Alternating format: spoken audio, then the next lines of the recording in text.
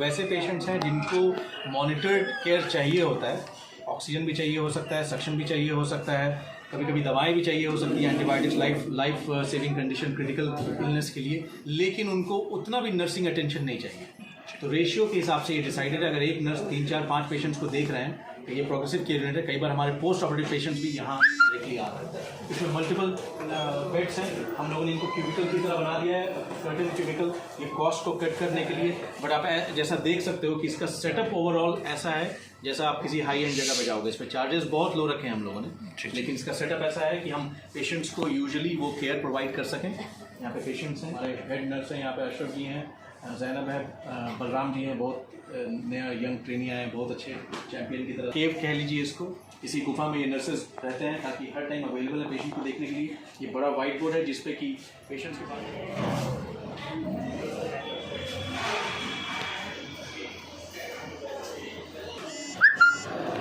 इधर देखिए।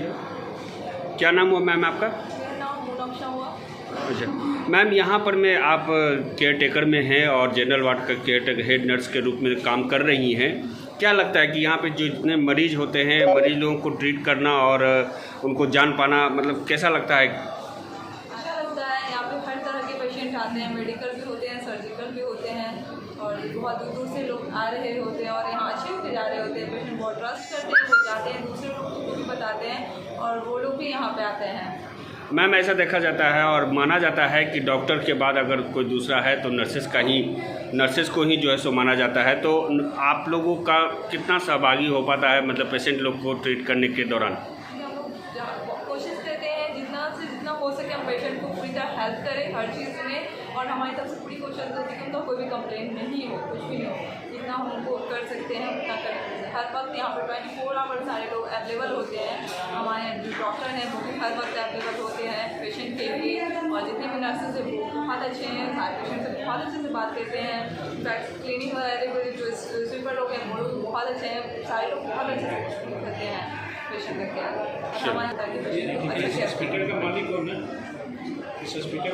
यहाँ पर में जो ऑनर है, मालिक कौन है? हॉस्पिटल के ऑनर कौन है? पेशेंट है। ठीक है, पेशेंट। चलिए, थैंक यू। सर मैं ये नहीं बोलूँगा कि दूसरे नर्सेज प्रॉब्ली पहले नंबर पे होंगे पेशेंट केयर में, दूसरे नंबर पे नहीं, क्योंकि एज अ डॉक्टर मैं पेशेंट के साथ अगर उस पर सर्जरी कर रहा हूँ तो प्रॉब्ली 15 मिनट, कभी कभी 1 घंटे, कभी 2 घंटे खर्च करेंगे। बट ज़्यादातर टाइम पेशेंट वार्ड में होते हैं और नर्सेज ही उनका कंटिन्यूस केयर ले रहे होते हैं। नर्सेज हेल्थ केयर का ना बहुत स्ट्रॉन्ग पिलर है। जिस हॉस्पिटल की नर्सिंग टीम वीक होती है वहाँ पेशेंट्स अच्छे नहीं होते हैं, एकदम ये फैक्ट है, इसको समझना है। तो नर्सेज का रूटीन वर्क करना, डॉक्टर्स को इन्फॉर्म करना, अप्रोप्रिएट टाइम पर डिसीजंस लेने में हेल्प करना, ये सब सारा बड़ा बड़ा रोल है। ठीक है, चलिए नेक्स्ट।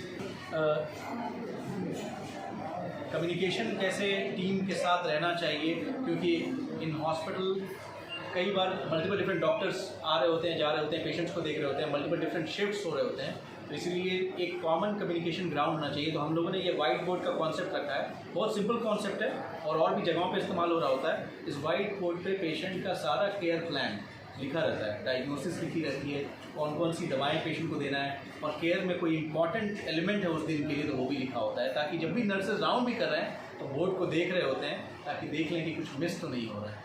चलिए, मतलब सबको जानकारी हो कि जो किस पेशेंट को क्या ट्रीटमेंट चल रहा है और क्या पेशेंट को भी जानकारी हो, प्रोवाइडर्स को, नर्सेज सबको जानकारी। जी जी ठीक है, ठीक है। नमस्कार सर, आपका बहुत बहुत स्वागत है हमारे चैनल पे।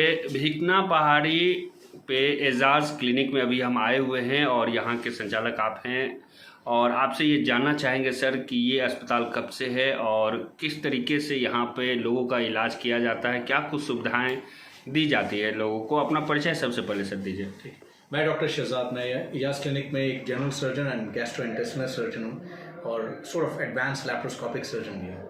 एजाज क्लिनिक तो बहुत दिन से इस्टेब्लिश्ड है। Doctor Ejaz Ali is the founder of this hospital और ये कम से कम 40 साल इसको हो चुके हैं।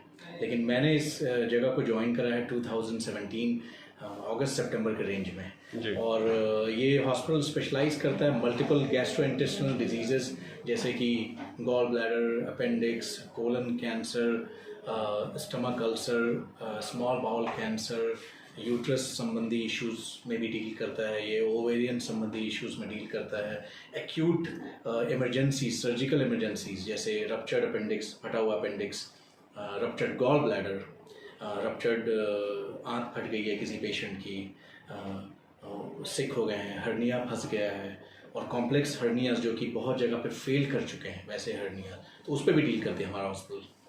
सर, आपने जितनी भी चीज़ें बताई है उससे जान कर के तो यही लगता है कि जितने भी इमरजेंसी सेवाएं होती हैं, जिसको कहा जा सकता है कि जिसका इलाज अभी तक पटना में कहीं न कहीं जो है सो हर जगह संभव नहीं है, वैसे ही एजाज क्लिनिक में यहाँ पर में जो है सो सारी उस इमरजेंसी बीमारियों का इलाज यहाँ पे मौजूद है। सर, अगला सवाल हमारा ये रहेगा सर, आपने जो बोला है गैस्ट्रोलॉजी के बारे में और लेप्रोस्कोपी के बारे में। सर, तो लेप्रोस्कोपी के द्वारा जो सर्जरी की जाती है उसमें कहीं न कहीं जो है सो कुछ लोगों का मानना है कि काट छांट का भी कुछ असर होता है, तो आपसे जानना चाहेंगे कि जो क्या है ये लेप्रोस्कोपिक किस तरीके से सर्जरी होती है। ये बहुत अच्छा सवाल है। तो लेप्रोस्कोपिक सर्जरी का बस यही मतलब होता है कि बड़ा चीरा करने की ज़रूरत नहीं पड़ी है, छोटा चीरा करा है। इंस्ट्रूमेंट स्पेशल होते हैं उसके, और उसमें एक टेलीस्कोप होता है जिसकी मदद से हम चीज़ों को मैग्नीफाई करके देख सकते हैं और वो छोटे चीरे से वही चीज़ अकम्प्लिश कर सकते हैं जिसके लिए अदरवाइज बड़ा चीरा करना पड़ने की ज़रूरत पड़ती है जी। तो ये बहुत बड़ा एडवांटेज है। उसकी स्किल सेट बहुत डिफरेंट चाहिए उस पर ऑपरेट करने के लिए। जनरली टिश्यूज़ को छू करके आप देख नहीं सकते हैं, इंस्ट्रूमेंट से फील करना होता है जिसको हैप्टिक फीडबैक कहा जाता है। तो वो सब चीज़ों थोड़ी कॉम्प्रोमाइज़ रहती है, बहुत सी चीज़ें आप पे डिपेंड कर रही होती है, तो इस तरीके से वो डिफरेंट है। लेकिन ये एक एग्जाम्पल है मिनिमली इन्वेजिव या मिनिमल एक्सेस सर्जरी का, जिसमें कि हम बड़ी बड़ी चीज़ें अकॉम्प्लिश कर सकते हैं छोटे इंसिजन से। मतलब कि सर, जैसे पहले जो है सो चीरा और टाका लगाया जाता था और घाव भी बहुत देर समय के बाद भरता था और ब्लडिंग भी ज़्यादा हो जाती थी, लेकिन जो लेप्रोस्कोपिक सर्जरी जैसा आपने कहा है सर, उससे यही लगता है कि छोटे से सर्जरी और छोटे से कट मार्क करने से उतना ज़्यादा ब्लडिंग का तो लॉस नहीं होगा। एक और चीज़ जानना चाहेंगे सर कि अपने इस हॉस्पिटल में जो है सो फार्मेसी और ICU OT ये सारी और कौन कौन सी विभाग है, यहाँ पर में कौन कौन सा इलाज होता है? सिर्फ इसी सर्जरी का इलाज होता है या और भी किसी तरह का इलाज है? हमारा हॉस्पिटल हमेशा से सर्जिकल सेंटर की तरह रहा है, लेकिन कोई सर्जिकल पेशेंट नहीं होते। हर पेशेंट में मेडिकल इश्यूज होते हैं, ब्लड प्रेशर की परेशानी होना, डायबिटीज़ होना, हार्ट डिजीज़ होना, किडनी डिजीज होना, ये सब चीज़ें हम लोग बहुत कॉमनली यहाँ देख रहे होते हैं। तो इवन दो हम बहुत स्पेशलाइज्ड सर्जिकल सेंटर हैं, बट हमारे यहाँ बहुत से कॉम्प्लेक्स मेडिकल प्रॉब्लम का भी इलाज हो रहा होता है। हम अकेले वर्क नहीं कर रहे हैं, हमारे साथ मल्टीपल डिफरेंट स्पेशलिस्ट हैं। इंटरनल मेडिसिन के दो कंसल्टेंट्स हमारे साथ वर्क कर रहे हैं, डॉक्टर सालिक हैं, डॉक्टर राशिद हैं। उसके बाद हमारे पास एंडोस्कोपी की भी फैसिलिटीज़ अवेलेबल हैं। उसके लिए डॉक्टर संजीव हैं जो कि बिहार के one of the best ERCP के समझिए प्रोसीजरलिस्ट हैं।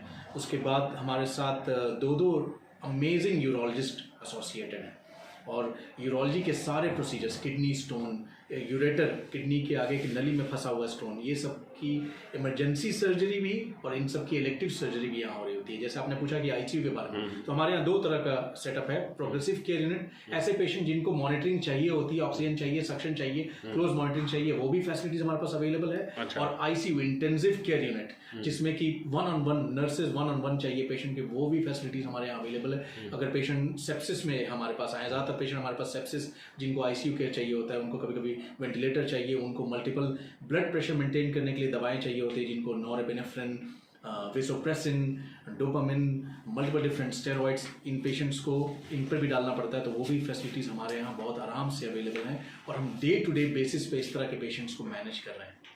आखिरी में सर सवाल आपसे यही रहेगा कि एक हेल्दी लाइफ जीने के लिए और स्वस्थ रहने के लिए क्या कुछ मैसेज देना चाहिएगा आप अपने तरफ से और अपने इस एजाज क्लिनिक की तरफ से? ये बहुत लोडेड सवाल है, लेकिन अगर 3 फाउंडेशनल पिलर्स में अगर हम डाल दें तो सबसे पहली बात मैं ये बोलना चाहूँगा कि प्रिवेंशन बहुत इंपॉर्टेंट चीज़ है। तो हम डिजीज़ेस को प्रिवेंट कर सकते हैं। पहले ज़माने की जो मेडिसिन होती थी, सबसे पहला जो मेडिसिन आया था, इलाज होता था बिना जाने हुए। सेकंड मेडिसिन आया, हम डायग्नोसिस पे बहुत फोकस करा और फिर हमने इलाज करा। ये मेडिसिन 3.0 जो टॉप मोस्ट रिसेंट मेडिसिन आ रही है, इसमें हम चीज़ों को बिगड़ने नहीं दे रहे हैं, उससे पहले प्रिवेंट कर रहे हैं। तो 3 फाउंडेशनल पिलर जो अगर उसकी बात करेंगे तो स्लीप बहुत इंपॉर्टेंट है।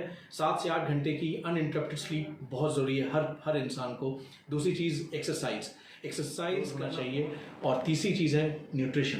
तो न्यूट्रिशन में काफ़ी आगे हम जा सकते हैं, बट ये 3 फाउंडेशनल पिलर हैं। इस पर अगर हम फोकस करेंगे तो हेल्थ पर फोकस कर सकते हैं, डिजीज़ नहीं, हेल्थ। हम हॉस्पिटल हैं, डिजीज़ पर फोकस करते हैं, but as a health care provider हम लोगों का फोकस हेल्थ की तरफ जाना चाहिए। चलिए सर, इतनी महत्वपूर्ण जानकारी देने के लिए और हमारे चैनल के साथ बात करने के लिए आपका बहुत बहुत धन्यवाद। Thank you very much.